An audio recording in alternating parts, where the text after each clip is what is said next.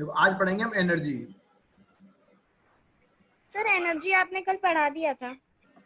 हाँ थोड़ा सा बस पहली स्लाइड है, उसके बाद अब कंटिन्यू करेंगे। देखो फर्स्ट थिंग एनर्जी क्या है, what is energy. Okay, second thing unit of energy क्या होती है।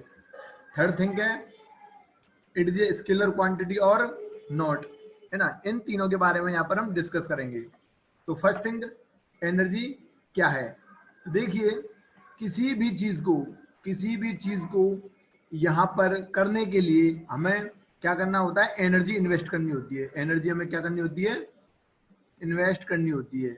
और बेसिकली एनर्जी को इन्वेस्ट करने के लिए, या फिर हम ऐसा कहें किसी ऑब्जेक्ट को मूव कराने के लिए, यानी कि एनर्जी को इन्वेस्ट करने के लिए हमें वर्क करना पड़ता है। क्या करना पड़ता है, वर्क। तो बेसिकली ऐसा मैं कहूं कि विदाउट वर्क एनर्जी का कोई एग्जिस्टेंस नहीं है। या फिर यदि किसी ऑब्जेक्ट में एनर्जी नहीं है, तो वो वर्क नहीं कर पाएगा। एनर्जी नहीं है तो वो वर्क नहीं कर पाएगा। तो यानी कि इसकी जो प्रॉपर डेफिनेशन क्या बनेगी, capacity of work. Okay, capacity of work is called energy. ठीक है ना। तो एनर्जी क्या होगी, simply capacity of doing work. Capacity of doing work is called energy. Okay चलो, तो ये तो हो गया एनर्जी क्या है। यूनिट की बात करें तो देखो एनर्जी एक तरह से वर्क के इक्वल है ना। कैपेसिटी तो है इसकी, यानी क्षमता, यानी कि जितना वर्क करेगा उतनी एनर्जी इन्वेस्ट होगी, जितना वर्क करेगा उतनी एनर्जी इन्वेस्ट होगी। यानी कि वर्क की यूनिट होती है जूल। सो मैं कह सकता हूं कि एनर्जी की भी यूनिट होगी जूल। ओके, एनर्जी की यूनिट होती है जूल। थर्ड चीज स्केलर क्वांटिटी। स्केलर क्वांटिटीज पहली बात तो कौन सी क्वांटिटी होती हैं, जो डायरेक्शन पर डिपेंड नहीं करती, ठीक है। तो एनर्जी एक ऐसी क्वांटिटी है, या फिर ऐसा कहें वर्क खुद एक ऐसी क्वांटिटी है जो स्केलर है। ओके, जो डायरेक्शन पर डिपेंड नहीं करती है। तो यानी कि वर्क भी क्या है, स्केलर क्वांटिटी है। ओके, और एनर्जी भी क्या है, स्केलर क्वांटिटी होगी। ओके, तो ये हो गया एनर्जी क्वांटिटीज का। ये स्लाइड क्लियर है बच्चों, आगे बढ़े। Anshita. Yes sir. Yes sir. Okay चलो, ओके सर। हाँ सिंपल था ये तो। चलो आगे देखते हैं। अब बात आएगी टाइप ऑफ एनर्जी। सर किसी ने पूछ लिया कि सर एनर्जी के टाइप्स क्या हो सकते हैं। एनर्जी तो चलो हमने देख ली, टाइप्स देखिए।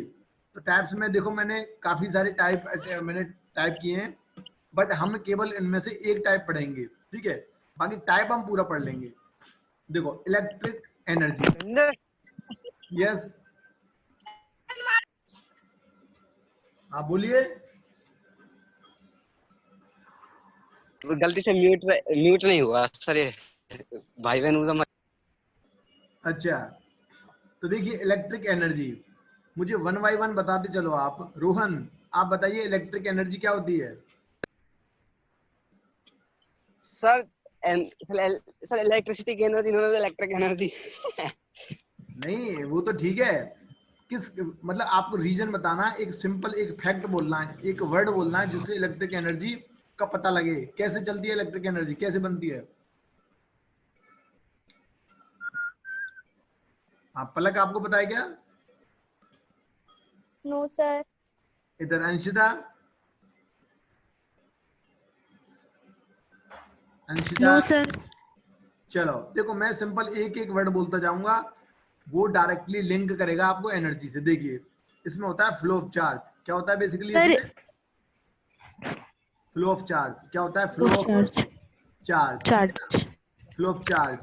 तो सिंपल आप कभी मतलब सिंगल वर्ड में तो आप इतना ही समझ पाओगे कि इलेक्ट्रिक एनर्जी होता है फ्लो ऑफ चार्ज। जब चार्ज फ्लो होता है किसी कंडक्टर से तब इलेक्ट्रिक करंट बनती है, और इलेक्ट्रिक करंट से क्या बनती है, electric energy.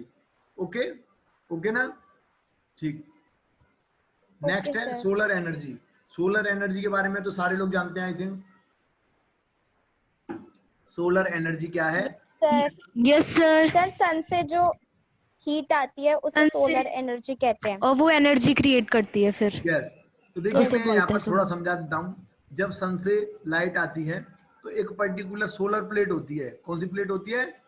Solar plate. Solar plate. उस पर वो सनलाइट पड़ेगी। अब हमें इतना तो पता है कि सर सनलाइट में क्या होती है? लाइट एनर्जी होती है, हीट एनर्जी होती है, ठीक है ना। अब ये हीट होगी, ये क्या हो जाएगी? हीट हो जाएगी। हीट होने के बाद इसके फ्री इलेक्ट्रॉन मूव करने लगेंगे। फ्री इलेक्ट्रॉन जब मूव करेंगे तो इसका मतलब चार्ज भी मूव करता है। इलेक्ट्रॉन तो चार्ज ही है ना, और जब चार्ज फ्लो करेगा तो फ्लो ऑफ चार्ज होता है करंट। तो करंट फ्लो होने लगेगी और उस करंट को हम बैटरी में स्टोर कर लेंगे। चार्ज को किस में स्टोर कर लेंगे? उस चार्ज को बैटरीज में। इस बैटरी को फिर सप्लाई के लिए, है ना, अपने घरों में सप्लाई के लिए। तो बन गई सोलर एनर्जी, ठीक है। Okay sir. अब बात करें मैकेनिकल एनर्जी की, तो देखिए ये हमारी फिजिकल एक्टिविटीज की वजह से होती है। यानी कि कोई भी इसका रीजन फिजिकल होता है। यानी कि जैसे कि सपोज अगर मैं किसी पर्टिकुलर चीज को हाइट से फेंकूं, किससे फेंकूं? हाइट से। तो देखिए इसमें जो एनर्जी होगी ना, ऊपर की तरफ एक एनर्जी होगी अपनी पोजीशन की वजह से, जिसको बोलते हैं पोटेंशियल एनर्जी। कौन सी एनर्जी बोलते हैं? Potential energy. अपनी पोजीशन की वजह से इसमें होती है पोटेंशियल एनर्जी, हाइट पे जब है। और जब ये गिरेगा ये नीचे तो इसमें होगी काइनेटिक एनर्जी। अब मोशन की वजह से इसमें मोशन आ गया तो ये पोटेंशियल एनर्जी कन्वर्ट हो जाएगी काइनेटिक एनर्जी में, ठीक है ना। तो इस तरह आप कहोगे मैकेनिकल एनर्जी है। ओके, यानी कि जितनी फिजिकल कंडीशन होती हैं वो मैकेनिकल एनर्जी में स्टडी करेंगे अपन। इसके बाद है विंड एनर्जी। ये भी आप शायद जानते होंगे कि जब यस सर। जब विंड हमारे मिल, विंड मिल से क्रिएट होती है। ये कहाँ पर बनती है नॉर्मली? बी मतलब उधर डिजर्ट। बीचेस जैसी जगह पे। देखो डिजर्ट हाँ होते हैं, डिजर्ट्स में। डिजर्ट्स में क्या होता है? वहां पर रेगिस्तान होता है, रेत ही रेत, कुछ नहीं होता दूर दूर तक। तो ये जो फैन होते हैं, पोल होते हैं, काफी हाइट पर होते हैं। अब जब हाइट पर ये फैन लगे हुए हैं, इनके पीछे टरबाइन लगी हुई है ना। ये जब विंड से घूमते हैं, ये विंड आती है यानी कि हवा आती है तो ये घूमेंगे। अब ये घूमने से क्या होता है? चार्ज बनेगा पीछे और चार्ज बैटरी में स्टोर हो जाएगा। उसको सेम टू सेम सप्लाई में काम में ले लेंगे। विंड एनर्जी हो गई। थर्मल एनर्जी, देखो जब किसी ऑब्जेक्ट को, कोई ऐसा ऑब्जेक्ट जो जलने पर, जो बर्न होने पर क्या देता है? हीट दे। क्या दे वो? हीट। क्या दे बच्चों? हीट दे सके। हीट। हीट दे सके, यानी कि हीट देने का मतलब है किसी चीज को थर्मली गर्म कर सके। गर्म कर सके, थर्मल यानी कि थर्मल का मतलब ही होता है थर्मल यानी गर्म, ठीक है। अब जैसे कॉयल है, क्या है? कोयला। कोयला आपने देखा है ना, कॉयल, ठीक है ना। Yes yes sir. सर। अब कॉयल को जब हम कोल। जैसे ही गर्म इसको जलाते हैं तो एक बार जलाना है, बाकी तो ये बहुत समय तक हीट देता रहता है। और इस हीट से हम थर्मल यानी कि थर्मल पावर प्लांट में यूज में लेते हैं कोयला। आपने सुना है ना, थर्मल पावर प्लांट्स में जो yes sir. Main yes source sir. होता है ना हीट का, मेन सोर्स वो होता है कोयला, कॉयल। तो थर्मल एनर्जी वहीं से बनती है। नेक्स्ट है nuclear energy. I think all aware about this energy. अब देखो इसमें क्या होता है, जब न्यूक्लियर रिएक्शन होती है, क्या आप जानते हो न्यूक्लियर रिएक्शन क्या होती है? यस सर, न्यूक्लियर जो बॉम्ब होता है, हाँ, न्यूक्लियर बॉम्ब पर्टिकुलरली उसी एप्लीकेशन पर एटॉमिक वर्क। बॉम्ब। तो देखिए दो वर्ड हैं, न्यूक्लियर फिजन और nuclear fusion. Nuclear fission fission, fusion. एक होता है न्यूक्लियर फ्यूजन, ठीक है। फ्यूजन। तो ये जो बम्ब वाला केस है फ्यूजन है, ठीक है। इसमें क्या होता है, जब कोई यस बड़ा सर। एटम, कोई big atom two small atoms में ब्रेक होता है, टू स्मॉल एटम्स में ब्रेक होता है, तो इस प्रोसेस में बहुत सारी हीट निकलती है। क्या निकलती है? हीट उस निकलती है हीट को प्रोसेस। न्यूक्लियर एनर्जी कहते हैं। यस, और ये हीट नॉर्मली बहुत ही ज्यादा होती है, मेगा इलेक्ट्रॉन वोल्ट्स में होती है। किसमें होगी? मेगा इलेक्ट्रॉन्स वोल्ट में, ये मेगा इलेक्ट्रॉन वोल्ट में होती है। इस वजह से बहुत ज्यादा एनर्जी होती है, ठीक है ना। अब देखो आपने यूरेनियम देख रखा है कि यूरेनियम 238 पढ़ यस रखा सर, है। सुना है ना। यूरेनियम 238 एक न्यूक्लियर सोर्स है, यानी कि रेडियो एक्टिव है। अब जब ये ब्रेक होता है क्रिप्टॉन में और बेरिलियम में, दो छोटे एटम्स में, ठीक है, तो इससे बहुत सारी यानी कि अप्रोक्सीमेट 600 मेगा इलेक्ट्रॉन वोल्ट क्या निकलेगी? एनर्जी रिलीज होती है, ठीक है। ये बहुत ज्यादा होती है और साथ में 3 इलेक्ट्रॉन निकलते हैं। क्या निकलते हैं? 3 इलेक्ट्रॉन्स, सॉरी न्यूट्रॉन, 3 न्यूट्रॉन निकलते हैं। अब ये आप ध्यान रखना, यूरेनियम को ब्रेक करने के लिए हमें किसका अटैक कराना पड़ता है? न्यूट्रॉन्स का। किसका? एक न्यूट्रॉन का। यानी कि एक न्यूट्रॉन एक यूरेनियम के एटम्स को ब्रेक करेगा, ठीक है। ऐसा करने पर क्रिप्टॉन, बेरिलियम और 3 दूसरे अदर न्यूट्रॉन्स इसमें से निकलेंगे और एनर्जी निकलती है। इसी एनर्जी को बोलते हैं न्यूक्लियर एनर्जी। ठीक है, ठीक है ना? Okay Yes, sir. सर। देखो, अब इस एप्लीकेशन का यूज हमने बॉम्ब में भी किया है। न्यूक्लियर बॉम्ब्स पढ़े हैं आपने, न्यूक्लियर बॉम्ब, ठीक है। और आजकल करंटली इसको हम लाइट, इलेक्ट्रिसिटी यानी कि इलेक्ट्रिसिटी बनाने में भी काम में ले रहे हैं। इलेक्ट्रिसिटी कैसे बनाएंगे सर? इलेक्ट्रिसिटी के लिए अपन को क्या करते हैं, बहुत बड़े बड़े कंक्रीट के सेफ चेंबर होते हैं, उनमें इसको परफॉर्म कराया जाता है। जब इसमें परफॉर्म होंगे तो बहुत सारी हीट निकलती है। उस हीट को हम क्या कर लेते हैं, यूज में ले लेते हैं इलेक्ट्रिसिटी के लिए, है ना। हीट को इलेक्ट्रिसिटी के लिए यूज में ले लेंगे। ओके, एक है टिडल, टाइडल एनर्जी। देखो ये तो आपको पता, समुद्र में जो सी होते हैं ना, सी हाँ, समुद्र, पानी से, टाइड से। पानी के अंदर फैन, समुद्र के अंदर फैंस होते हैं, ये घूमते हैं पानी के फ्लो से। तो ये टरबाइन, एक तरह का टरबाइन में जाएगा, चार्ज बनेगा, ठीक है, सेम कॉन्सेप्ट है। अच्छा, इसमें एक एनर्जी और हो गई केमिकल। कौन सी एनर्जी? Chemical, chemical energy. देखो ये एनर्जी भी इस तरह की है, अपने केमिकल्स रिएक्शन की वजह से एनर्जी, जैसे कि सेल्स में, सेल आपने पढ़ रखे ना, सेल जो होते हैं, घड़ी वाले सेल, चाहे आपके बैटरीज जो होती हैं, बैटरी होती है ना, इनमें केमिकल एनर्जी होती है। कौन सी एनर्जी होती है? Chemical energy. ओके, क्लियर है? I think all clear. Yes, sir. चलो, तो जो हमारा मेन जो इस चैप्टर का पर्पज है एनर्जी, वो है मैकेनिकल एनर्जी। हम पढ़ेंगे मैकेनिकल एनर्जी के बारे में। तो पहली चीज, mechanical energy is the combined energy. कौन कौन सी है? काइनेटिक एनर्जी और Potential. Potential energy. यानी कि मैं, हम कह सकते हैं शॉर्ट में कि जो मैकेनिकल एनर्जी है, mechanical energy is equal to kinetic energy plus potential energy. Energy. हाँ, तो mechanical energy is the combined form of kinetic energy and potential energy. Okay, चलो ये तो क्लियर हुआ। अब देखो, अब मैं स्टेप्स अब बेसिकली पढ़ते हैं, काइनेटिक एनर्जी से स्टार्ट करेंगे, ठीक है। काइनेटिक एनर्जी, तो मुझे कौन बताएगा काइनेटिक एनर्जी क्या होती है? पलक। जो मोशन से होती है। Because of motion. अंशिता, इसको थोड़ा और ब्रीफ करोगे और क्लियर करोगे? सर जो बॉडी के वर्चुअल मोशन से होती है। रोहन, काइनेटिक एनर्जी बता बेटा। सर काइनेटिक एनर्जी, सर हाँ। काइनेटिक एनर्जी सर वो होती है सर, जो मतलब वो उसके मोशन के ऊपर, मोशन की वजह से होती है। मोशन वजह से ना, तो चलो ठीक है, आप सभी का मोशन है ना। Due to motion. हाँ, जनरली देखो हम कैसे बोलेंगे कि kinetic energy generated because of its motion, because of object motion.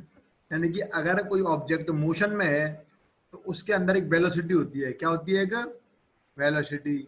Motion में होता है तो उसके अंदर एक क्या होती है? वेलोसिटी, है ना भाई। वो मोशन कर रहा है तो किसी एक पर्टिकुलर वेलोसिटी से मूव करता है, और इस वेलोसिटी की वजह से उसमें क्या होती है? एनर्जी होती है। क्रिएट होती है। ठीक है, चलो अब वो क्या मुझे बता सकते हो कि काइनेटिक एनर्जी क्या है? स्केलर है क्या? वेलोसिटी शायद, पता नहीं। Scalar scalar quantity. क्वांटिटी। देखो हमने पढ़ा ना अभी, तो एनर्जी क्या है? एनर्जी खुद स्केलर है, तो ये भी तो टाइप ही तो हुआ एनर्जी का। एक क्या हुआ? एक टाइप। टाइप। तो ये भी क्या हुआ? स्केलर क्वांटिटी हो गई। अच्छा, इसकी यूनिट क्या होगी? Obviously joule. क्या होगी? एनर्जी है, एनर्जी की यूनिट जूल, तो काइनेटिक एनर्जी की भी जूल। ठीक है, अब देखो, it's because of motion of any object. यानी कि ये जो हमारी काइनेटिक एनर्जी जो होती है वो मोशन की वजह से, इसकी वजह से मोशन ऑफ एनी ऑब्जेक्ट। ठीक है, मोशन ऑफ एनी ऑब्जेक्ट। अब चलो बात करते हैं फॉर्मुलेशन की। फॉर्मुलेशन का मतलब है कि सर काइनेटिक एनर्जी किस पे डिपेंड करेगी? वेलोसिटी पर। तो उसका रिलेशन क्या है? तो काइनेटिक एनर्जी, देखो अगर कोई ऑब्जेक्ट है जिसका मास है m, मास m है, और वो v वेलोसिटी से मूव कर रही है, तो उसकी जो काइनेटिक एनर्जी होगी उसका फॉर्मूला हो जाएगा हाफ m वी स्क्वायर, क्या हो जाएगा half M mv V square. v square। तो ये काइनेटिक एनर्जी का बहुत ही इंपॉर्टेंट फॉर्मूला है जी। सर ये सर कैसे आया? सर अगर जितनी ज्यादा वेलोसिटी होगी तो उतनी ज्यादा काइनेटिक एनर्जी होगी किसी ऑब्जेक्ट की। Yes obviously. देखो सिंपल मैं एक एग्जांपल पुट करता हूँ। आप एक होती है मोटरसाइकिल, क्या होती है, या बाइक साइकिल ले लो, एक साइकिल है। आप एक साइकिल के सामने आओ, मतलब सामने इन द सेंस कि अगर वो साइकिल किसी दीवार से टकराएगी, ठीक है, और एक ट्रक उस दीवार से टकराएगा, एक ट्रक को टकराते हैं और एक मोटरसाइकिल को टकराते हैं, ठीक है। तो एक बात बताइए, चलो एक देखो रिपीट करता हूँ एग्जांपल, रिपीट कर रहा हूँ, ठीक है। एक मोटरसाइकिल है, एक मोटरसाइकिल चल रही है 10 मीटर पर सेकंड से, और एक मोटरसाइकिल चल रही है 100 मीटर पर सेकंड की स्पीड से। तो कौन सी मोटरसाइकिल दीवार को ज्यादा ब्रेक करेगी, मतलब ज्यादा चोट पहुंचाएगी, ज्यादा 100 डैमेज? मीटर पर सेकंड वाली। हाँ क्यों? क्योंकि इसकी एनर्जी ज्यादा है, बहुत ज्यादा। काइनेटिक एनर्जी क्या है, बहुत ज्यादा होगी इसमें, ज्यादा। इसमें होगी कम, ठीक है। और ब्रेक कौन करेगा? ब्रेक का मतलब है इस पर वर्क करना पड़ेगा, इसको क्या करना पड़ेगा, इसको वर्क। और वर्क का मतलब है एनर्जी इन्वेस्टमेंट। एनर्जी कौन इन्वेस्ट ज्यादा करेगा? जिसकी काइनेटिक एनर्जी ज्यादा है, ठीक है, 100। तो ये क्लियर हो गया? तो सर मतलब kinetic energy is proportional to velocity. Yes, यहाँ से फॉर्मूले से आप देख सकते हो कि जो काइनेटिक एनर्जी है वो directly proportional to the square of the velocity. किसके स्क्वायर है? वेलोसिटी के। सर दूसरा स्क्वायर fact- क्यों लगा? तो सर अगर जितना ज्यादा मास होगा उतनी ज्यादा काइनेटिक एनर्जी नहीं होगी? यस बिल्कुल होगी ना। तो मैं सेकंड लाइन यही लिख रहा हूँ कि kinetic energy is also proportional to the mass of object. अब मैं जो अभी एग्जांपल दे रहा था साइकिल वाला, देखिए एक साइकिल है, साइकिल है 10 मीटर पर सेकंड से चल रही है, एक ट्रक चल रहा है 10 मीटर पर सेकंड से। दीवार को कौन ब्रेक करेगा ज्यादा? ट्रक। ट्रक। ट्रक करेगा, बिकॉज इट हैव मोर मास, मास उसमें बहुत ज्यादा है ना। तो ये हो गया मास का फैक्ट, और ये हो गया वेलोसिटी का, ठीक है। अब क्लियर है ना? Sir yes yes sir. Sir v square कैसे लगाया? मतलब सर v स्क्वायर कैसे हुआ? फॉर्मूला जानना चाहते हो है ना? फॉर्मूला कैसे आया, यही ना? डेरिवेशन। हाँ तो इसका देखो डेरिवेशन है, इसका डेरिवेशन है, मैंने इसमें डाला हुआ है, मतलब मैं इसको ड्रॉ कराऊंगा यहाँ पर, है ना। नेक्स्ट 2 स्लाइड में वो डेरिवेशन आएगा। Okay okay sir. ओके, क्या नाम है अंशिता? Yes sir. हाँ अभी तो आप फॉर्मूला याद रख लो कि काइनेटिक एनर्जी होती है हाफ एम बी स्क्वायर। इसको हम ड्रॉ भी करेंगे, इसको बोलते हैं, ये कहाँ से आता है? तो एनर्जी, वर्क एनर्जी थ्योरम। कौन सी एनर्जी थ्योरम है? वर्क एनर्जी थ्योरम है, वो मैंने इसमें डाली हुई है ना, वर्क एनर्जी थ्योरम। आपने नाम सुना होगा सबने, वर्क एनर्जी थ्योरम। चलो तो इससे ये डेरिवेशन से पहले ये डेरिवेशन आप देखोगे, देखो। सर p तो पोटेंशियल एनर्जी भी रह गई है ना? हाँ अभी अभी स्टार्टिंग तो हुई है, पोटेंशियल इसके बाद आएगी, ठीक है। पोटेंशियल मैंने इसके बाद में डाली है। तो देखिए, ये देखो रिलेशन डालना है अपन को, relation between kinetic energy and linear linear momentum. Momentum. तो मुझे पहली चीज आप बताइए अंशिता, लीनियर मोमेंटम क्या होता है? अगर कोई ऑब्जेक्ट, ये देखिए कोई ऑब्जेक्ट मास m है, v वेलोसिटी है, तो इसका लीनियर मोमेंटम p क्या होगा? p upon m। p is equal to mv। हाँ क्या होगा? p is equal to mv। mv, exactly. Okay अच्छा, और अभी हमने कहा काइनेटिक एनर्जी क्या होगी इसी ऑब्जेक्ट की? Half mv square. Half mv square, ठीक है। चलो तो ये दो रिलेशन आपके सामने है, और हमारा टॉपिक क्या है? सर लीनियर मोमेंटम क्या होता है? लीनियर मोमेंटम आपने पहली बार सुना है क्या? यस सर, पर आज सर आपने पढ़ाया था पर मैं भूल गई। हाँ तो देखो लीनियर मोमेंटम तो सिंपल एक क्या होता है कि जब आपने न्यूटन का सेकंड लॉ पढ़ा था ना, उसमें जो F इक्वल टू ma आया है ना, F इक्वल टू ma, वो आया है न्यूटन के सेकंड लॉ से। सेकंड लॉ पता क्या कहता है? कि force is proportional to the change of rate of change of linear momentum. वहां पर जो लीनियर मोमेंटम होता है p इक्वल टू होता है किसी ऑब्जेक्ट का मास और उसकी वेलोसिटी का मल्टीप्लाई। यानी कि linear momentum is is the equal to product mv of mass and velocity. velocity. Simple ये है। चलो तो अब मैं बात कर रहा था डेरिवेशन की। तो देखो एक डेरिवेशन है जो P और KE काइनेटिक एनर्जी और लीनियर मोमेंटम में रिलेशन ड्रॉ करेगा, और ये बहुत इंपॉर्टेंट भी है। ये जो डेरिवेशन है IMP लिख देता हूँ मैं, क्या लिख देता हूँ इस पर, इंपॉर्टेंट। ठीक है, तो देखिए आपके पास दो फॉर्मूले हैं, काइनेटिक एनर्जी और P का। तो एक बात बताओ मुझे, काइनेटिक एनर्जी को मैं P की फॉर्म में लिख सकता हूँ क्या? Yes kinetic sir. एनर्जी को मैं ऐसा अरेंज करूं कि इसमें P का रोल आ जाए, क्या आ जाए इसमें, P प्लेस्ड हो P का। जाए। तो देखिए हाफ mv², ये तो है ही है। अब मैं अगर m का ऊपर नीचे मल्टीप्लाई कर देता हूँ, m को मैं क्या कर देता हूँ, ऊपर नीचे बैलेंस कर देता हूँ मल्टीप्लाई करके, ठीक है ना? ओके, तो देखो क्या Yes sir. बनेगा, half m² v² upon m, बन गए, यस और नो? Yes sir. अच्छा Sir? अब काइनेटिक, एक minute, kinetic energy equal to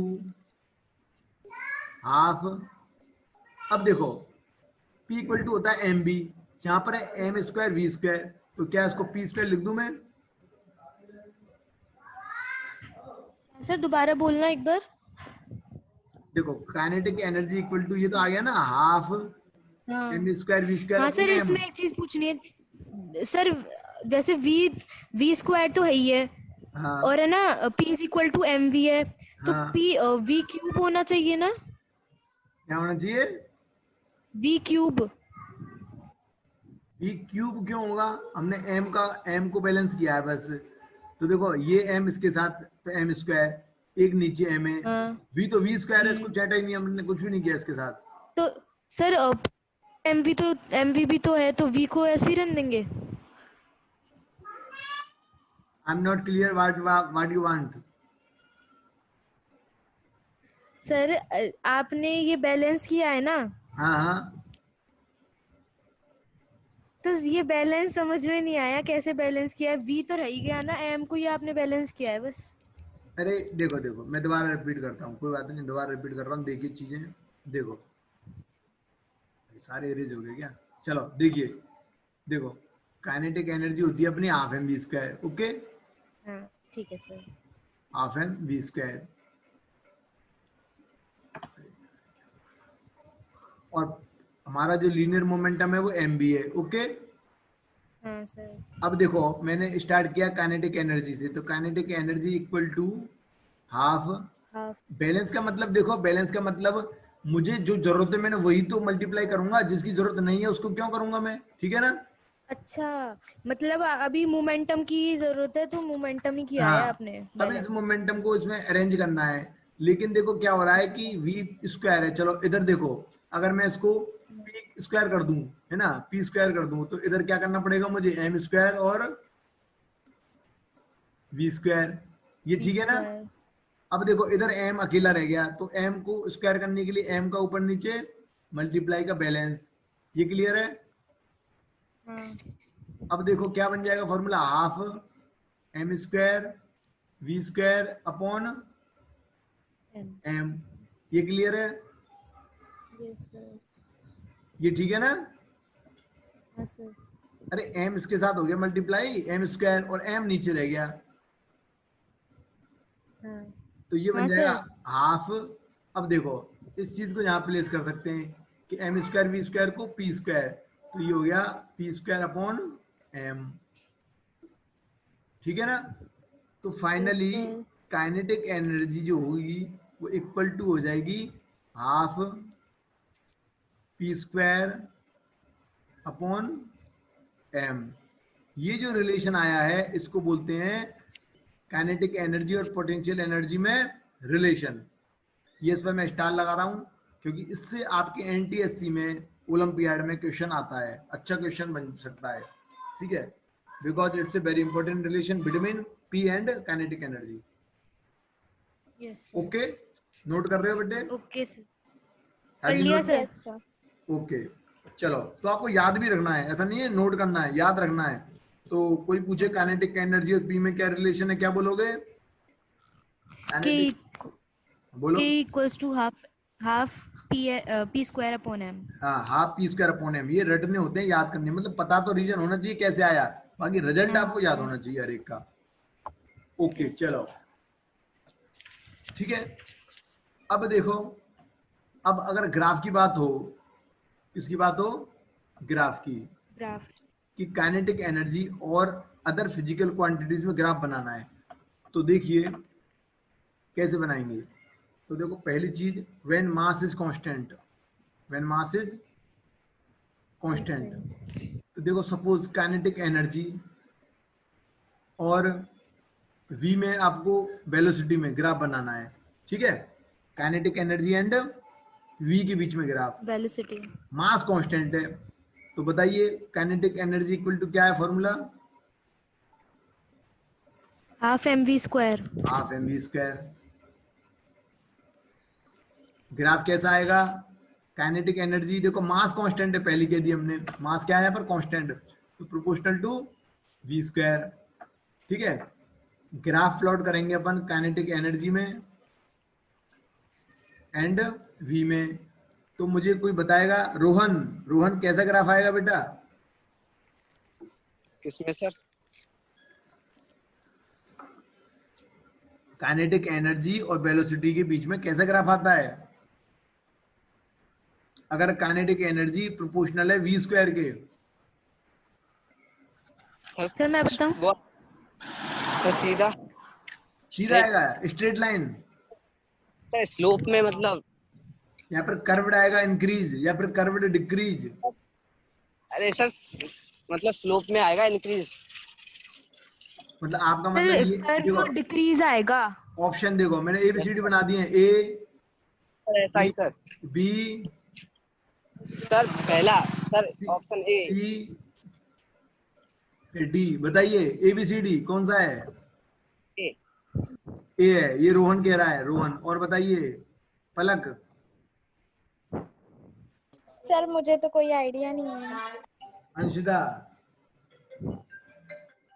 sir decrease में होगा। होल्ड रखना, होल्ड रखो, एक मिनट, एक मिनट।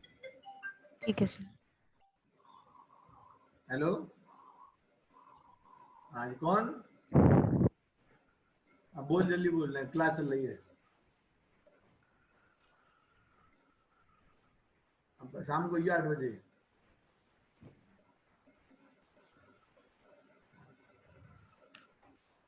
ओके, तो देखिए सर बी।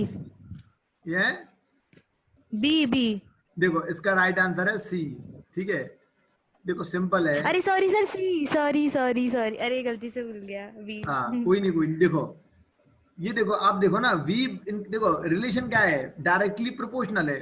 v इंक्रीज हाँ। करेगा तो काइनेटिक एनर्जी भी इंक्रीज, तो देखो ये तो डिक्रीज कर रहा है, गलत है। लेकिन ये जो v स्क्वायर है ना, इसकी वजह से कर्व्ड बनेगा, तो ये भी गलत हो गया। कर्व, अब कर्व दोनों में बन रहा है, लेकिन इसमें तो डिक्रीज कर रहा है और इसमें इंक्रीज कर रहा है, तो ऑप्शन क्या है? इंक्रीज करता हुआ, एक्सपोनेंशियली इंक्रीज करेगा, एक्सपोनेंशियली इंक्रीज, ठीक है? सर मुझे समझ नहीं आया। आपको समझ नहीं आया? देखिए आप जब ग्राफ पढ़ते हैं क्या अपन 10th क्लास में, 9th क्लास में ग्राफ, यस सर। ग्राफ पढ़ते हो क्या? यस सर, मोशन चैप्टर में ही आया था अभी। देखो जब ग्राफ हम पढ़ते हैं तो आपने y equal to M X square की ग्राफ पढ़ा है क्या? y equal to M X square, इस फॉर्मेट की no graph? Sir, no sir. चलो देखो मैं बता देता हूँ फटाफट से। अगर इस केस में x अगर इंक्रीज करेगा तो y भी इंक्रीज करेगा कि नहीं करेगा? करेगा, ठीक है? देखो देखो चलो, एक होता है y equal to M X, ये जो ग्राफ होता है ये भी इंक्रीज का ही है, लेकिन ये स्ट्रेट लाइन, क्योंकि y is directly proportional to only x, तो ये बनेगा स्ट्रेट लाइन। क्या बनेगा?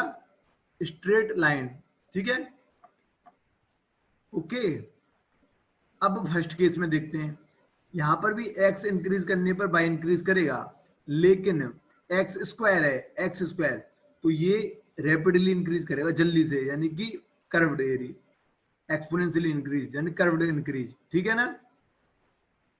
ओके, अब क्लियर है क्या? Okay sir.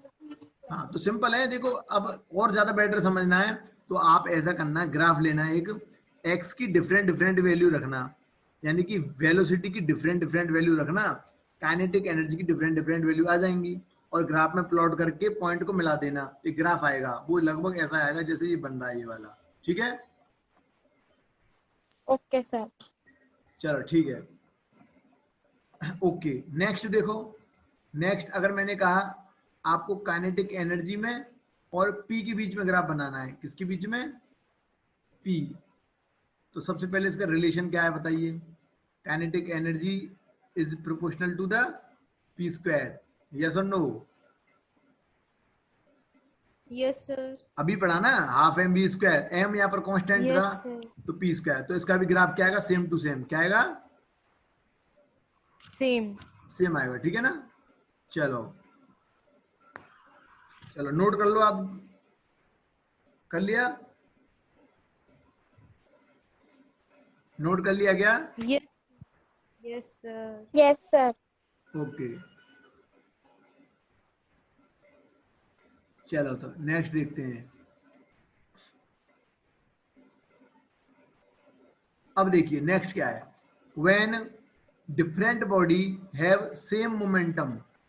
देखो इस केस में क्या होगा ग्राफ का? अब जो डिफरेंट अलग अलग बॉडी हैं, यानी कि अलग अलग बॉडी का मतलब है एक m1 है और दूसरी m2 है, ठीक है ना? डिफरेंट बॉडी मतलब different different mass, okay, different body different mass, लेकिन मोमेंटम सेम है, यानी कि P और P दोनों का सेम रहेगा, मोमेंटम सेम है, ओके। इस केस में क्या होगा? तो देखिए, kinetic energy is proportional to the m, yes और no? Kinetic energy proportional to the m, hello? Yes sir. क्या हुआ, ये सही नहीं है क्या? नहीं सर, सही है ना? देखो मोमेंटम सेम हो गया है, तो मोमेंटम सेम का मतलब देखो, मैं एक चलो एक काम करता हूँ, पहली बॉडी के लिए मैं काइनेटिक एनर्जी 1 निकाल लूं, प्रोपोर्शनल टू m1।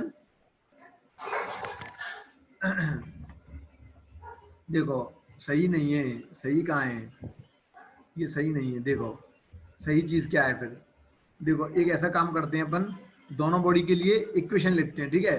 पहली बॉडी के लिए देखो मैं क्या लिखता हूँ कि काइनेटिक एनर्जी जो है फर्स्ट के लिए equal to half P square upon m1 square, ठीक है? सेकेंड बॉडी के लिए जो काइनेटिक एनर्जी आएगी 2 equal to half P square upon m2, ठीक है ना? ये दोनों बॉडी के लिए मैंने लिख दिए। अब मैं फर्स्ट को सेकंड से डिवाइड कर देता हूं, यानी कि फर्स्ट डिवाइडेड बाई सेकंड। ऐसा करने पर देखो क्या होगा, kinetic energy 1 upon kinetic energy 2, इधर तो ये आएगा LHS में। अच्छा उधर क्या होगा, इधर साइड में देखो, जब इसको इससे डिवाइड करेंगे तो सेम चीज क्रॉस हो जाएंगी, सेम चीज क्रॉस, तो हाफ पी स्क्वायर क्रॉस, क्या बचेगा? Only 1 upon m1 upon 1 upon m2, तो यानी कि m2 तो ऊपर आ जाएगा और m1 नीचे आ जाएगा। अरे क्या हो रहा है, सही m1 नीचे, ठीक है? तो ये देखिए काइनेटिक एनर्जी 1 के सामने कौन सी चीज आ गई? m2, और काइनेटिक एनर्जी 2 के सामने m1, यानी कि इनवर्सली प्रोपोर्शनल। तो kinetic energy is inversely proportional to 1 upon m। तो देखो हम डायरेक्टली भी कह सकते थे, ये तो फॉर्मूले में भी है कि नहीं है? फॉर्मूले में है ना ये तो, कि सर फॉर्मूले में क्या था, kinetic energy equal to half m half P square बटे m। आपने कहा सर p क्या हो गया, कांस्टेंट है, तो kinetic energy inversely proportional to m, ठीक है? Okay okay sir. है ना? लेकिन मैंने ये जो कराया ना, ये चीज कराई है डिवाइड वाली, ये चीज आपको न्यूमेरिकल में कई बार लगानी होगी, अप्लाई करनी होगी। न्यूमेरिकल में कई बार लगानी होगी, चीज वही है बट आपको ये चीज अप्लाई करनी होगी, इसलिए मैंने ये बताया आपको, क्योंकि न्यूमेरिकल में ये चीज कर सको आप, ठीक है। अब ग्राफ की बात आएगी साहब, ग्राफ कैसे बनेगा इसका बताओ, काइनेटिक एनर्जी और एम के बीच में बताओ। इनवर्सली प्रोपोर्शनल है तो डिक्रीज बनेगा कि नहीं बनेगा, यस और नो? Yes sir. लेकिन ध्यान रखना ये जो डिक्रीज बनता है ये भी कैसा बनता है, कर्व्ड, कर्व्ड डिक्रीज करता है। कैसा डिक्रीज करेगा, कर्व्ड। तो सर ऐसा कैसे करें, एम की वैल्यू लेना डिफरेंट डिफरेंट, काइनेटिक एनर्जी की डिफरेंट वैल्यू आएंगी, पॉइंट बनाना यहाँ पर और रख देना, तो ये पॉइंट मिलेंगे आपको कर्व्ड के, ठीक है। Okay done. Yes sir. Yes sir. चलो अब आ गई अपनी work energy theorem. Work energy theorem, देखिए कोई ऑब्जेक्ट एम डी डिस्प्लेसमेंट की गई है, इसकी वेलोसिटी सपोज इनिशियल वेलोसिटी है u, फाइनल वेलोसिटी है v, और इस ऑब्जेक्ट का एक्सेलरेशन है a, ठीक है। इस पर मैंने F फोर्स लगाया था, F फोर्स लगाने पर इसकी वेलोसिटी u से क्या हो गई, v। देखो लैंग्वेज आप पकड़ना थोड़ी, मैंने m मास की एक ऑब्जेक्ट पर F फोर्स लगाया, ऐसा करने पर उसकी u वेलोसिटी से हो गई v, एक्सेलरेशन है a, और वो डिस्प्लेस हो गई d। तो एक बात बताओ, फोर्स लगाने पर मुझे वर्क नहीं करना पड़ा क्या, करना पड़ा कि नहीं करना पड़ा? यस सर, करना पड़ा। Yes sir. वर्क तो करना पड़ेगा करना पड़ा। ऑब्वियसली। और वर्क ही क्या है, एनर्जी। वर्क ही क्या थी, एनर्जी। कह चुके हैं अपन, एनर्जी। Yes sir. कह चुके हैं ना, वर्क ही एनर्जी है। Yes sir. तो पहला टारगेट रहेगा हमारा वर्क निकालने, एनर्जी अपने आप आ जाएगी कुछ ना कुछ। वर्क निकाल लेते हैं, तो वर्क इक्वल टू क्या होता है, एफ इंटू डी। पढ़ा हुआ है कि नहीं पढ़ा हुआ है? Yes sir. पढ़ा हुआ है। एफ इक्वल टू क्या होता है, एम ए, ये भी पढ़ा हुआ है, ओके। Yes sir. और डी। अच्छा, अब यहां से एक्सेलरेशन निकालना है यू और वी की फॉर्म में, यू और वी की फॉर्म में। तो मुझे पलक बताएगी एक्सेलरेशन क्या होता है बेटा, यू और वी की फॉर्म v में। Minus U by T. Yes exactly, v minus U upon T is the S.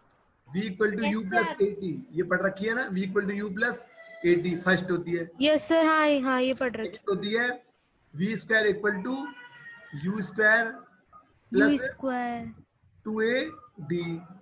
2as। 2as मतलब हमने d ले लिया है हाँ, ना, D। डिस्टेंस। तो देखो मैं ये हाँ, वाली हाँ। यूज में ले लूं, अगर ये वाली इक्वेशन यूज में ले लूं तो यहां से a कितना आएगा, a बता सकते हो क्या, a v स्क्वायर यस क्या sir? Minus U square square upon 2d। 2ad, ठीक है ना।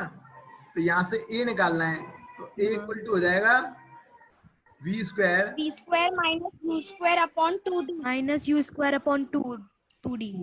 2d है ना, ये चीज यहाँ पुट कर दो। Yes sir. तो देखो यहाँ से आसान हो गया, देखो m a की वैल्यू है v square minus U square minus U. Upon 2d, okay. And एक d ऑलरेडी है, तो d से d कैंसिल हो गया। अब जो वर्क बराबर Yes, आया है sir. ना, work equal to half, half कहां से आ गया, ये वाला हाफ 1/2 है ना, half m v square minus you you square. Square. तो ये जो रिलेशन आया है ना, ये रिलेशन है वर्क का, और हम वर्क को ही क्या कहते हैं, ये एक्चुअल में वर्क है केवल, हाँ सॉरी, ये केवल वो वर्क है जब हमने u से v में लिया है, किसी ऑब्जेक्ट को u वेलोसिटी से v में लाने के लिए जो वर्क करना पड़ा वो है w, और कितना होता है, half M B square minus U square. ये नोट करने वाली इक्वेशन है, ये नोट कर लो आप, ठीक है, half M B square minus U square. अब देखो काइनेटिक एनर्जी के लिए आपको क्या करना है, सिंपल, आप ऐसा अज्यूम करोगे या फिर ऐसा कहोगे, अगर इफ ऑब्जेक्ट रेस्ट से चालू हुई है, अगर ऑब्जेक्ट क्या है, रेस्ट से हुई है चालू, स्टार्ट हुई है रेस्ट से, तो यानी कि u क्या हो जाएगा इसका, 0। इनिशियल वेलोसिटी क्या हो जाएगी रेस्ट में, 0। हाँ, तो ये जो वर्क आएगा, इस केस में जो वर्क आया है वो हो जाएगा हाफ m v स्क्वायर, हो गया ना। और जो वर्क है इसी को बोलते हैं काइनेटिक एनर्जी। क्या बोलते हैं इसी को ही? Kinetic kinetic energy. तो ये जो काइनेटिक एनर्जी आ गई हाफ एम वी स्क्वायर, और इसको बोलेंगे सर ये वाली क्या? सर ये वाली इक्वेशन दोबारा समझाना। ये के kinetic energy is equals to W is equals to 1/2 mv square. हाँ देखिए ये जो पहली इक्वेशन है ना, W equal to half M B square minus U square, ये या तो ऐसे बोलो उसको work done to U to V to U, यानी कि यू से वी के लिए वर्क डन इतना करना पड़ता है। या फिर इसी को पता क्या बोल सकते हैं? Change in kinetic energy. क्या बोल सकते हैं? Change in kinetic energy. Sir आप ऐसा क्यों बोल रहे हो? क्यों बोल रहा हूँ, देखो इनिशियल पोजीशन में उसकी काइनेटिक एनर्जी कितनी होगी? Half M U square. Initial case में तो होगी half M U square kinetic energy. Final position में इसकी काइनेटिक एनर्जी कितनी होगी? हाफ एम, बताओ बोलो, वी स्क्वायर। ठीक है, अब दोनों का देखो चेंज, देखो डिफरेंस, देखो ये यही तो आया है, नहीं आएगा difference? Half M, yes sir, तो ये यस सर, अब आगे से समझ। Change in kinetic energy. लेकिन अगर मैंने ऐसे कहा रेस्ट से, ऑब्जेक्ट रेस्ट से चली है, तो वी जीरो रख दो इसमें, तो क्या आ जाएगा? हाफ एम बी स्क्वायर आ जाएगा। हो गया ना? ओके। सर V0 रख दो या फिर U0 रख दो? यू जीरो, रेस्ट मतलब इनिशियल वेलोसिटी जीरो। हाँ सर, आप अभी V बोल रहे थे ना। चलो ठीक है। Yes sir.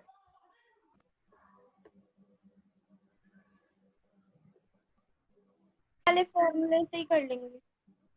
हाँ तो देखो पहला सॉल्यूशन तो यही था, स्प्रिंग के लिए आप आइडेंटिफाई कर लो चीजों को। ठीक है, स्प्रिंग का सेम पोजीशन है, इसमें भी सेम पोजीशन है।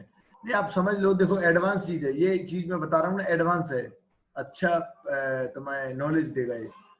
तो वर्क इक्वल टू होता है, जल्दी से समझा देता हूँ, फोर्स इनटू डिस्प्लेसमेंट। लेकिन ये पता है अगर तुम्हें मतलब बहुत ही स्मॉल वर्क निकालना है, small work equal to force into small distance, तो इसका इंटीग्रेशन लेना पड़ता है। डीडब्ल्यू का इंटीग्रेशन तो होता है डब्ल्यू ओनली। फोर्स की वैल्यू दे रखी है सी एक्स, यहाँ पर एल क्या है? डिस्प्लेसमेंट है, और हमें दे रखी है एक्स, तो dx की फॉर्म में लिखूंगा तो dx इंटीग्रेशन। अब लिमिट का मतलब कहां से? जीरो से एक्स आई, तो लिमिट लगा देंगे जीरो से x1। इसको तुम सॉल्व करोगे, c कांस्टेंट है, बाहर आ जाएगा, इंटीग्रेशन x dx जीरो से एक्स आई। ये पता है आपको, ये 12th में आता है इंटीग्रेशन, आप पढ़ रहे हो 10th में। तो देखो सी है, x का इंटीग्रेशन होता है एक्स स्क्वायर बाई टू। क्या होता है? एक्स स्क्वायर बाई टू, और इसमें लिमिट रखनी होंगी आपको जीरो से x1। अब लिमिट अप्लाई कर दो, इसको बोलते हैं अपर लिमिट, इसको लोअर लिमिट। पहले अपर लिमिट को अप्लाई करते हैं, फिर माइनस लिख के लोअर लिमिट को। तो देखो अपर लिमिट होगा सी x1 square by two, minus lower limit को रखेंगे जीरो, तो पूरा फंक्शन जीरो। तो क्या ये वही चीज नहीं आ गई? आंसर आ गया? लेकिन आपको शायद ये अप्रोच नहीं होगा पता, क्योंकि ये it's all about the integration. Okay, integration जब स्मॉल वर्क दिया हो, आपको कंप्लीट वर्क निकालना हो, इंटीग्रेशन यूज करते हैं, और ये सेम फंडा यूज करते हैं। ओके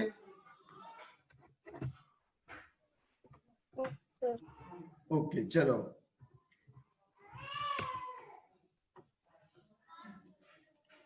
हमारा आज का टॉपिक था, क्या मैंने वर्क एनर्जी थ्योरम कंप्लीट करा दी थी?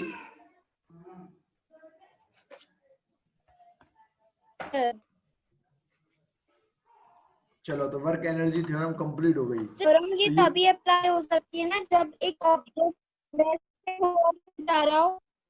क्या क्या? रिपीट।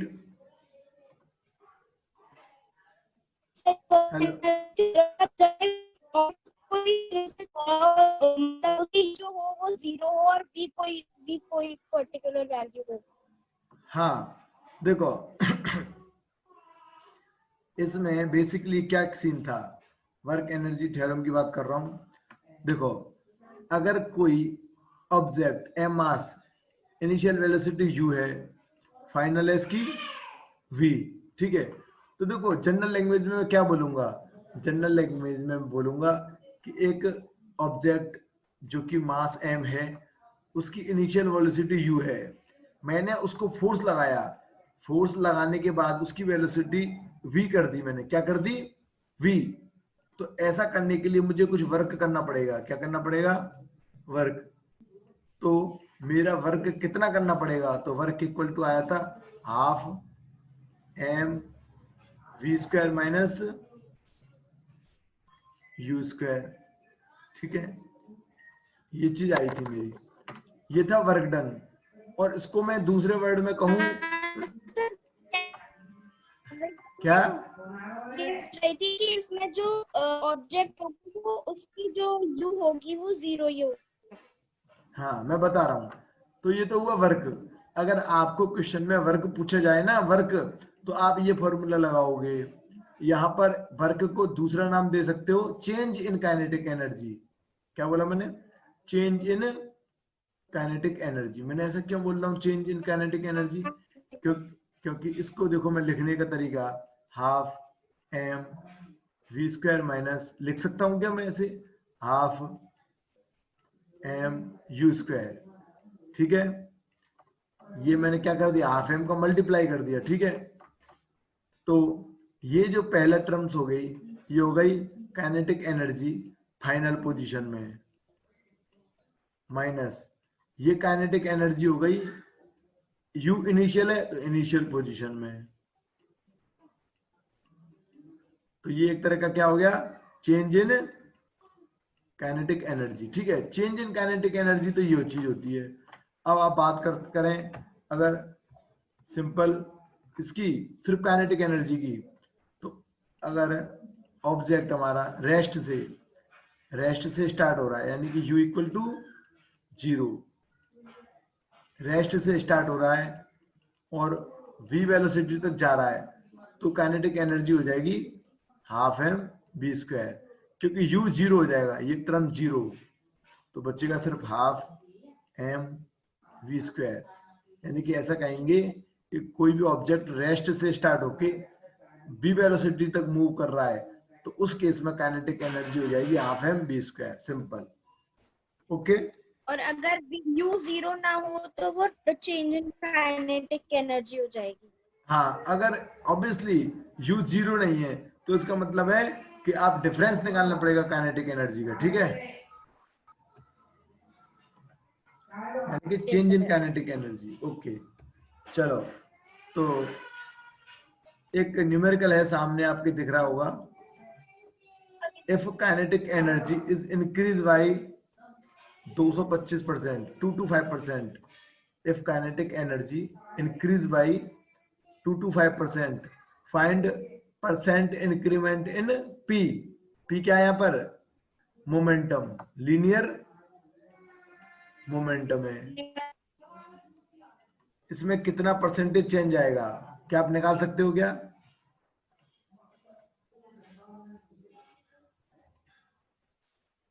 हाँ निकाल सकते हो क्या, आप कर रहे हो कोशिश, हैव यू ट्राई, ये सब भी कर रहे हैं। Rohan, mister Rohan, yes sir.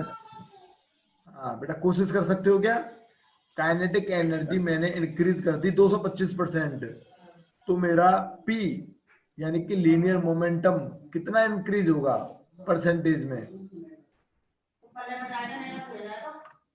तो इसके लिए फॉर्मूला है, फॉर्मूला क्या है, kinetic energy equal to half p square upon m। ये पढ़ रखा है ना फॉर्मूला,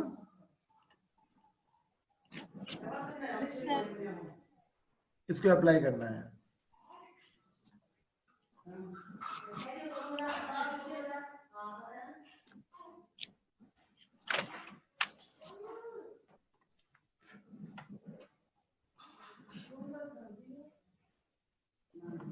हाँ जी, आया किसी का,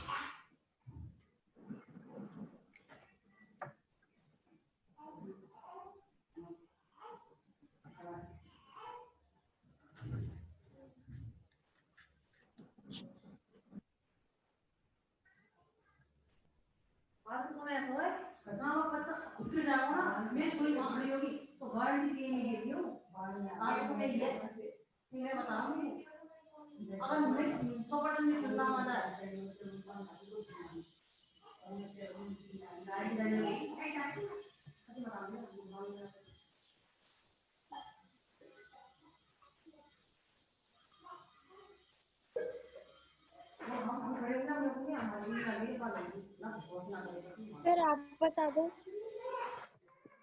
हाँ जी, आया नहीं आया किसी का? ठीक है, देखो इसमें सिंपल आपको ये फॉर्मूला अप्लाई करना है। बस आपको इसके लिए थोड़ी सी दो नॉलेज होनी चाहिए। परसेंटेज को फ्रैक्शन में कन्वर्ट करना आना चाहिए। आता है क्या आप पर? परसेंटेज को, अरे आवाज कम करो इधर।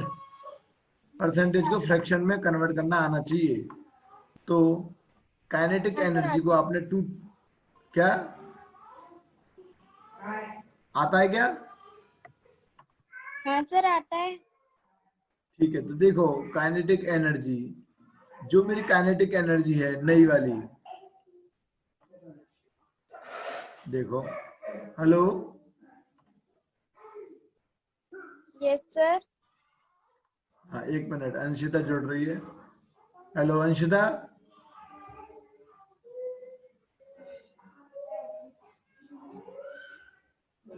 Hello Anshita,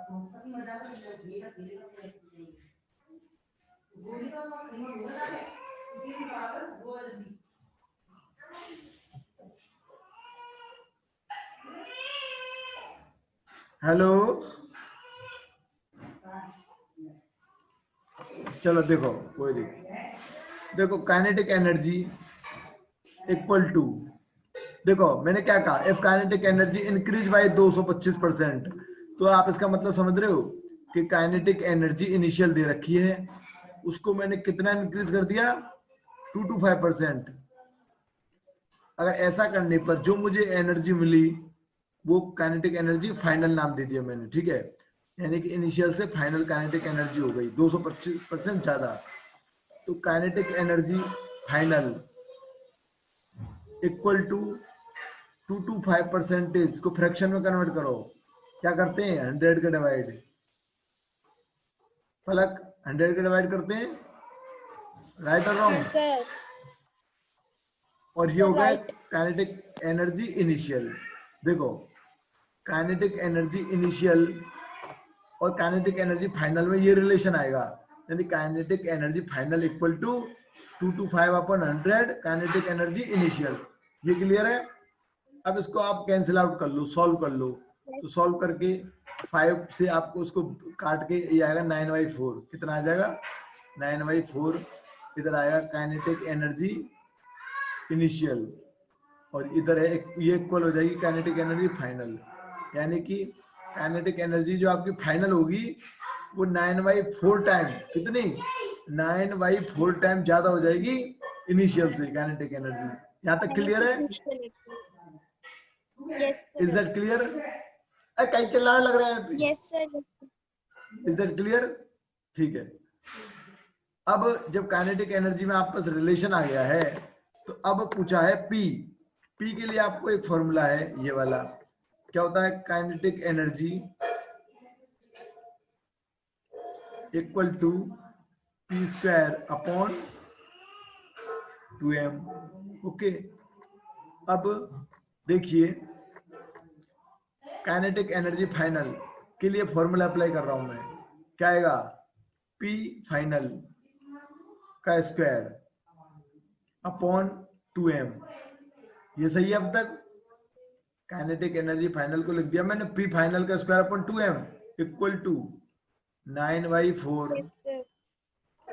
kinetic energy initial, यानी कि P इनिशियल का स्क्वायर अपॉन 2m। यहां तक ठीक है? यहां तक ठीक है? यो 2m से 2m कैंसिल, तो क्या बचेगा बताओ? P फाइनल का square equal to 9/4 P initial का स्क्वायर। ये चीज आ गई ना? यहां तक आप सॉल्व करके ले आओगे, ठीक है? अब क्या करना होगा, आपको चाहिए पी में इंक्रीमेंट, पी स्क्वायर में नहीं, पी में। तो पी के लिए आपको क्या करना है, अंडर रूट लेना है दोनों तरफ। क्या लेना है, taking under root in both side. तो पी फाइनल स्क्वायर का अंडर रूट होगा P final equal to 3/4, sorry 9/4 का अंडर रूट होगा 3/2, पी इनिशियल का स्क्वायर। यहां तक ठीक है। सर इनिशियल पे पी स्क्वायर की होगा, वो भी तो पी इनिशियल ही होगा, उसका भी तो अंडर रूट है। हाँ सॉरी इसका पी इनिशियल, यहां तक ठीक है ना। अब पी फाइनल और पी इनिशियल में आप पर रिलेशन आ गया।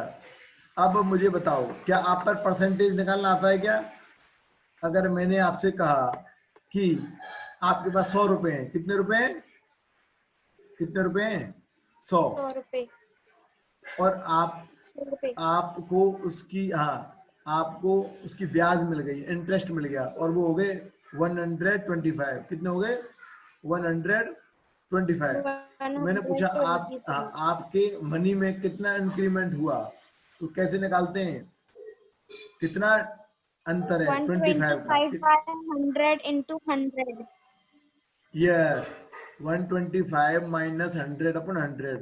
तो इसी तरह से इसमें देखेंगे तो percentage of P is equal to क्या आएगा बताओ, P final minus P initial upon P initial into 100। यही तो करते हो परसेंटेज निकालने के लिए। ओके, पी फाइनल कितना है, 3/2 P initial minus P initial upon P initial into 100। क्या इसको सॉल्व कर सकते हो क्या? पी पी पी कैंसिल, सभी जगह से क्या हो जाएगा, पी कैंसिल। क्या आएगा बताओ, 3/2 माइनस 1 इंटू 100। इसको सॉल्व करके बताओ जरा, आप लोग इसको सॉल्व करो, कितना आएगा ये बताओ, कितना आएगा, 50%। कितना आएगा ये, 50 आएगा कि नहीं आएगा?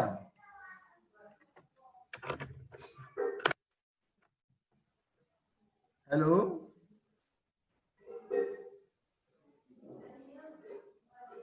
Hello, is that clear?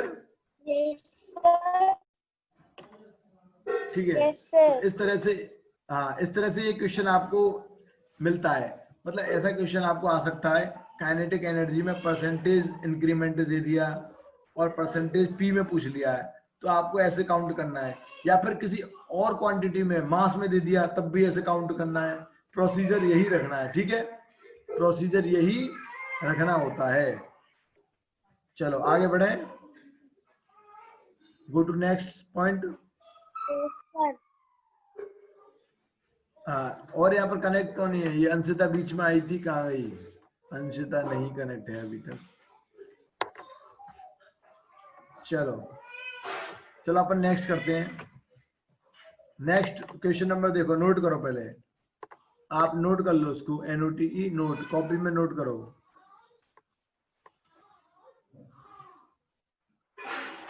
Question क्या है, if final kinetic energy is half to initial kinetic final P in terms of initial P is,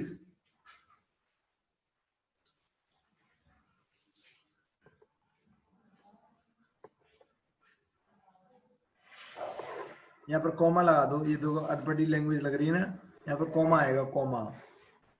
अब पढ़ के देखो, if final kinetic energy is half to initial kinetic energy, इसका मतलब क्या है, देखो काइनेटिक एनर्जी आपकी, जो फाइनल काइनेटिक एनर्जी है वो हाफ है किसकी, इनिशियल काइनेटिक एनर्जी की, ठीक है। If final kinetic energy is half to initial kinetic energy, फिर comma final P in terms of initial P, यानी कि इसने पूछा है कि पी फाइनल क्या होगा, पी फाइनल क्या होगा इन टर्म्स ऑफ पी।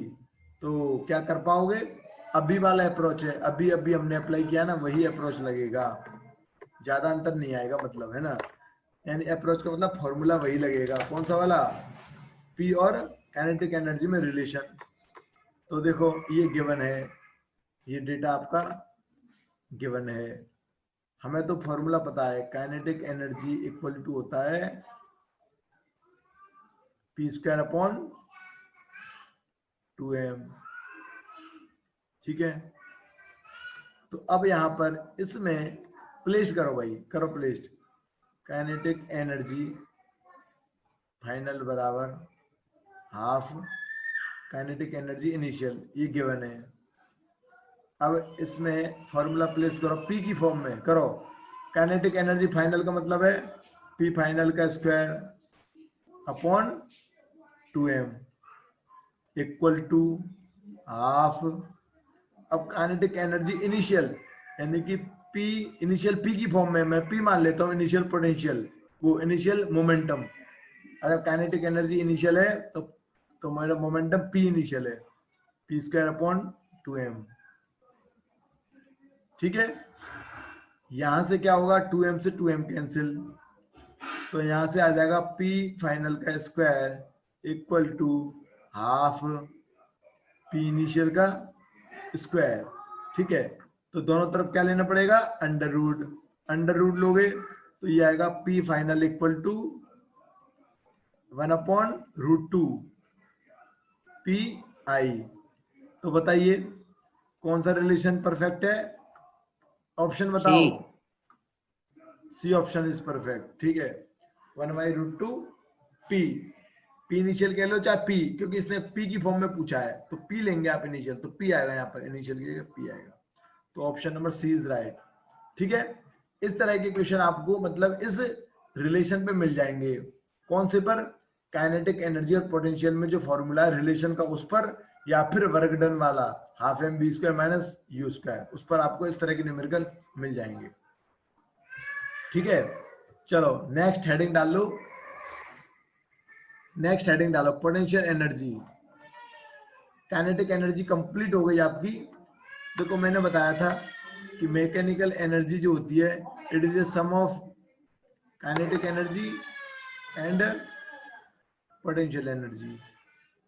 तो यहाँ पर kinetic energy complete, potential energy पढ़ेंगे अब, ठीक है।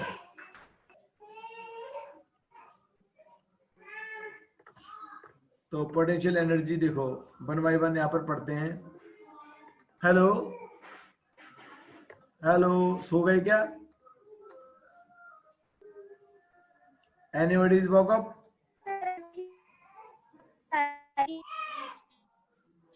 Okay Rohan, Yes, sir. Rohan Yes, sir. चलो ओके ओके। तो पोटेंशियल एनर्जी देखो, जैसे कि मैंने कहा काइनेटिक एनर्जी एक एनर्जी है बिकॉज ऑफ मोशन। कोई ऑब्जेक्ट अगर मोशन कर रहा है v वेलोसिटी से तो उसकी काइनेटिक एनर्जी उसमें स्टोर होगी, और कितनी, हाफ एम बी स्क्वायर। इसी तरह से अगर कोई ऑब्जेक्ट, इसी तरह से कोई ऑब्जेक्ट m मास का कोई ऑब्जेक्ट अगर सरफेस से अगर h हाइट पर हो, कोई m मास का ऑब्जेक्ट सरफेस से h हाइट पर हो, तो अर्थ की सरफेस से h हाइट तक उसको ले जाने में जितना भी वर्क करना पड़ेगा वो क्या हो जाएगा, पोटेंशियल एनर्जी। जितना भी वर्क करना पड़ेगा वो क्या हो जाएगा, पोटेंशियल एनर्जी। देखो हमें ये तो पता है कि sir energy is the capacity of doing work, energy is the capacity of doing work, यानी कि सर मैं वर्क निकाल लूं, कैपेसिटी निकाल लूं, मतलब वर्क निकाल लूं, वही क्या हो जाएगा, एनर्जी। तो यानी कि हर केस में आप वर्क निकाल लो, उसको बाद में कह दो एनर्जी। तो इस केस में ऐसा ही करेंगे, वर्क निकालेंगे पहले, तो उस वर्क को एनर्जी के बराबर कह देंगे। चलो ठीक है। तो पहली बात तो ये हुई, मैं इसमें डेरिवेशन अभी नहीं कर रहा हूँ, डेरिवेशन आएगा जब करेंगे। मैं सिर्फ इतना समझा रहा हूँ कि इसकी पोजीशन देखो, सरफेस पर जब रखी है ऑब्जेक्ट तो उसकी पोजीशन अलग है, h हाइट पर ले गया, position change, potential energy store हो गई, किसमें, m मास के ऑब्जेक्ट में। तो मैं कह सकता हूँ potential energy is the energy because of position of the object, because of position of the object. Potential energy कैसी क्वांटिटी है? स्केलर। स्केलर क्वांटिटी मतलब जो मैग्नीट्यूड पर डिपेंड करती है ओनली। हमें पता है एनर्जी स्केलर क्वांटिटी है, तो पोटेंशियल एनर्जी भी क्या होगी? स्केलर क्वांटिटी होगी। यूनिट क्या होगी इसकी? एनर्जी की ही होगी, जूल। वर्क की भी जूल, एनर्जी की भी जूल, पोटेंशियल एनर्जी की भी जूल, और काइनेटिक एनर्जी की भी जूल। ठीक है, तो यहाँ पर इसकी जो है डेफिनेशन क्या है? It's because of any object position reference to the earth surface, है ना। यह आपको बहुत इंपॉर्टेंट पॉइंट है, रेफरेंस पॉइंट। रेफरेंस पॉइंट का मतलब है सर, अगर मैंने अर्थ की सरफेस को रेफरेंस लिया है तो हाइट भी अर्थ की सरफेस से लूंगा। अगर मैंने रेफरेंस पॉइंट को अपनी खुद के घर की रूफ, छत को लिया है, तो रेफरेंस पॉइंट फिर वो रूफ लूंगा, उससे हाइट लूंगा मैं किसी ऑब्जेक्ट की। तो reference point is should be given. ठीक है, चलो नेक्स्ट पॉइंट है, potential energy can be positive, zero and negative. Reference पर डिपेंड करती है। देखो पोटेंशियल एनर्जी पॉजिटिव भी हो सकती है, जीरो भी हो सकती है, और नेगेटिव भी हो सकती है। ठीक है, चलो तो देखो अब बात करते हैं, एक मिनट। अब हम बात करें जरा कि सब पॉजिटिव कब होती है पोटेंशियल एनर्जी। ठीक है, पोटेंशियल देखो, अगर ये सरफेस की हाइट है, अगर मैं अर्थ के ऊपर यानी कि एच हाइट पर ले गया,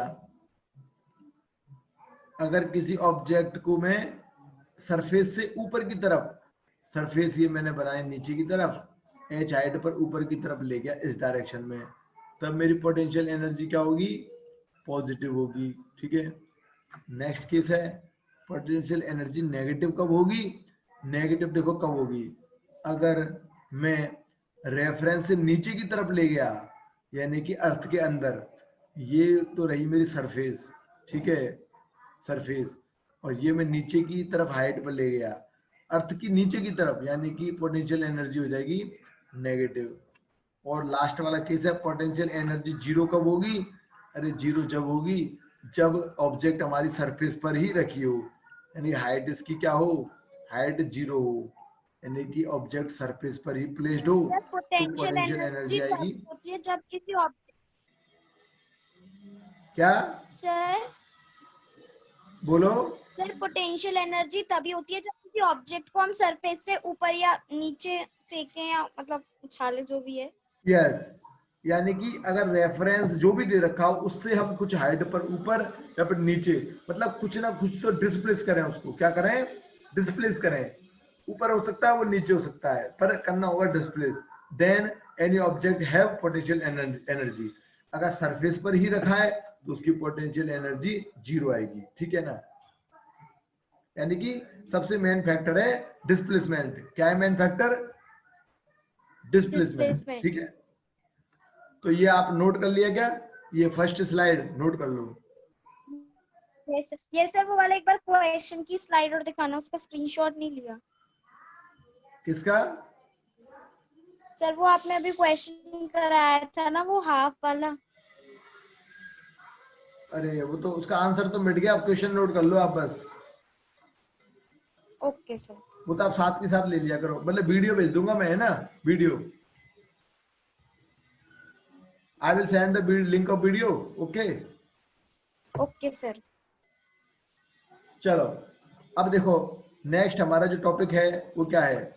हमें पोटेंशियल एनर्जी निकालनी है किसके लिए? हाइट एच के लिए, यानी कि अर्थ से कोई एच हाइट पर हो, उसकी पोटेंशियल एनर्जी क्या होगी? बहुत ही अच्छा डेरिवेशन होगा। ठीक है, छोटा सा है बट ठीक है। देखो अब मैंने एक बनाई सरफेस, ठीक है, सरफेस रेफरेंस के लिए मैंने अभी कहा रेफरेंस जरूरी है। ठीक है, अर्थ सरफेस। अब एच हाइट पर एक ऑब्जेक्ट को मैं ले गया हूं, ठीक है, मान लो इसका मास है m। इसका मास क्या है? m इसका मास हो गया। ठीक है, m मास का एक ऑब्जेक्ट है जिसको h हाइट पर मैं ऊपर की तरफ ले गया हूं। ठीक है, अब मुझे बताओ कि मुझे पोटेंशियल एनर्जी निकालनी है इस मास की, यानी कि इस ऑब्जेक्ट की, m मास वाले ऑब्जेक्ट की पोटेंशियल एनर्जी कैसे निकाली जाएगी, बताओ, कोई हिंट दे सकता है क्या? रोहन?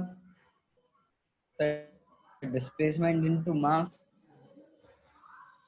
हाँ, यानी कि वर्क निकाल लो, पहला वर्ड होना चाहिए sir, potential energy is nothing, work निकाल लो, वर्क निकाल लेंगे तो वही क्या हो जाएगी, पोटेंशियल एनर्जी हो जाएगी। तो अब मुझे पलक बताएगी, बेटा पलक, एच हाइट पर ले गए इसको, कितना वर्क करना पड़ेगा मुझे, 0 से एच हाइट पर ले गया एम मास को, कितना वर्क करना पड़ेगा, वर्क का फॉर्मूला बता दो मुझे तो आप बस। F into D, force into F displacement into into cos theta. Yes cos theta. तो देखो यहाँ पर अलाइनमेंट एक ही है, यानी कि डिस्प्लेसमेंट और फोर्स की डायरेक्शन एक ही है, तो cos थीटा हो जाएगा 1, है ना, 0 डिग्री एंगल cos थीटा 1, तो मैं लिख नहीं रहा, F इंटू डी।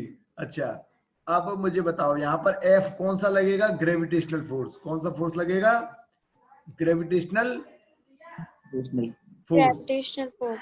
और ग्रेविटेशनल फोर्स F होता है m इंटू जी, क्या आपको ये पता है बेटा, m इंटू जी होता है Yes, sir. Gravitational force, gravity factor आ रहा है, Yes, sir. ग्रेविटी होती है अर्थ की, अर्थ के लिए mg लगता है, वैसे तो m होता है बट a यहाँ पर g बन जाता है, किस केस में, ग्रेविटी केस में। तो f की वैल्यू तो आप रख दो mg, और डिस्प्लेसमेंट यानी कि d कितना दे रखा है, कैपिटल H, कितना दे रखा है, कैपिटल H, तो ये हो गया मेरा वर्क बराबर एक force mgh। हमने भी तो लगाया है ना यहाँ पर क्या सर, एक फोर्स हमने भी तो हाँ। लगाया है ना यहाँ पर उस ऑब्जेक्ट को ऊपर पहुंचाने में। हाँ देखो, अब मैं जैसे हमने एच हाइट पर ले गए, हमारा केस पता कहां से स्टार्ट होता है, मैंने कहा कि एम मास को मैं एच हाइट पर लेके प्लेस्ड कर दिया, लेकर क्या कर दिया मैंने, प्लेस्ड कर दिया। अब मैंने पूछा है इसमें कितनी पोटेंशियल एनर्जी स्टोर हो गई है, मैं एट ए टाइम नहीं पूछ रहा हूँ, प्लेस करने के बाद सब कुछ ओके है। अब जब मैंने एम को एच हाइट लेके फिर मैंने पूछा है कितनी पोटेंशियल एनर्जी है, तो फिर इस केस में आप ऐसा नहीं है कि अपने सर फोर्स को ले गए उसको भी इंक्लूड करो, ठीक है, केवल आपको ये गिवन होगा कि एच हाइट गिवन होगी 10 मीटर पर एक ऑब्जेक्ट प्लेस कर रखा है, उस पर कितनी पोटेंशियल एनर्जी होगी बिकॉज ऑफ पोजीशन, ठीक है ना। तो W बराबर आ जाएगा mgh, तो W ही वर्क बराबर होता है पोटेंशियल एनर्जी, और इसी को कह देंगे बराबर इक्वल टू mgh, ठीक है। तो यानी कि आपकी जो पोटेंशियल एनर्जी हो गई वो हो गई mgh। तो आप ऐसा भी कह सकते हो सर कि potential energy is directly proportional to the height of the object, यानी कि जितनी हाइट पर आप उसको ले जाओगे उतनी ही इसमें पोटेंशियल एनर्जी स्टोर हो जाएगी, जितनी ही पोटेंशियल एनर्जी इसमें क्या हो जाएगी, इंक्रीज कर जाएगी, स्टोर हो जाएगी, ठीक है। Palak, is that clear? Okay sir. ठीक है, तो सिंपली आपको जो टारगेट गिवन होगा, हाइट गिवन होगी, ठीक है, और ऑब्जेक्ट का मास गिवन होगा, पूछेगा पोटेंशियल एनर्जी क्या होगी, तो आपको लगानी है सिंपल mgh, या फिर अच्छा ऐसे भी कह सकता है वो कि h हाइट पर m मास को ले गया मैं, कितना वर्क डन करना पड़ेगा, तब भी आंसर होगा आपका mgh, पोटेंशियल एनर्जी कितनी स्टोर होगी तब भी आंसर होगा आपका mgh, ठीक है ना। Okay okay sir. ओके, तो नोट कर लो ये, you should note it down. Sir screenshot ले लिया। चलो स्क्रीनशॉट ले लिया, ओके। चलो नेक्स्ट अपन चलते हैं, store elastic PE in spring. Spring में क्या हम बात कर चुके हैं क्या, शायद नहीं कर चुके, एनर्जी की बात नहीं करी हमने, है ना। अब देखो, अब इस वाले टॉपिक में मैं सिर्फ आपको फॉर्मूला लिखा देता हूं, क्या लिखा देता हूं, फॉर्मूला, ठीक है। फॉर्मूला इसलिए लिखा देता हूं, डेरिवेशन में आपको कर सकता हूं, लेकिन डेरिवेशन आपको, जैसे मैंने आपको इंटीग्रेशन कराया था ना अभी, इंटीग्रेशन से ही होता है डेरिवेशन, और आई थिंक आप पर इंटीग्रेशन अभी आपके सिलेबस में नहीं है, ठीक है। तो यहाँ पर ऐसा करते हैं, फिर मैं करा तो आपको डेरिवेशन देता हूँ, ठीक है। आप नोट कर लो चाहे मत कर लो, अपनी आपकी मर्जी रहेगी, ठीक है। तो देखो आपको दे रखी है स्प्रिंग, तो एक स्प्रिंग मैंने बना दी है, बना दी स्प्रिंग। ये जो पहले जो मैंने स्प्रिंग बनाई है ये नेचुरल लेंथ में, ओरिजिनल लेंथ, कहने का मतलब है इसकी लेंथ फिक्स है, अभी कुछ भी इसमें मैंने चेंजेस नहीं किए हैं। अब देखो इसका एक कांस्टेंट होता है स्प्रिंग कांस्टेंट, ठीक है, के। हम आई थिंक पहले बात भी कर चुके हैं, स्प्रिंग कांस्टेंट किस पर डिपेंड करता है, मटेरियल पर। Spring constant is constant which depend on material, okay. अब मैंने इस स्प्रिंग को फोर्स लगा के बाहर की तरफ मैंने इसको खींच दिया, क्या कर दिया, बाहर की तरफ लगा के खींच दिया है। लेकिन ये तो हमें पता है स्प्रिंग इसके अपोजिट फोर्स लगाती है, स्प्रिंग इसके अपोजिट, यानी कि अपने खिंचाव के अपोजिट फोर्स लगाती है, ठीक है। अब मान लो इसमें जो डिस्प्लेसमेंट आया है वो आ गया एक्स, कितने का आ गया, एक्स का डिस्प्लेसमेंट आ गया है, ठीक है। तो मेरा जो फोर्स होगा spring force equal to minus K X, ये तो हो गया स्प्रिंग का फोर्स, ठीक है, स्प्रिंग का फोर्स। अब सर मुझे तो पोटेंशियल एनर्जी निकालनी है, पोटेंशियल एनर्जी निकालनी है ड्यू टू स्प्रिंग। तो मैंने अभी अभी कहा बेटा कि आप वर्क डन निकाल लो, क्या निकाल लो, क्या निकाल लो, वर्क डन, वर्क डन। ठीक है, वर्क डन निकाल लो, वही हो जाती है पोटेंशियल एनर्जी। अच्छी बात है सर, वर्क डन होता है फोर्स इनटू डिस्प्लेसमेंट। इसमें तो ऑब्जेक्ट कोई सरफेस ऊपर का ही नहीं है। क्या कह रहे हो, हेलो, तो कोई नहीं है।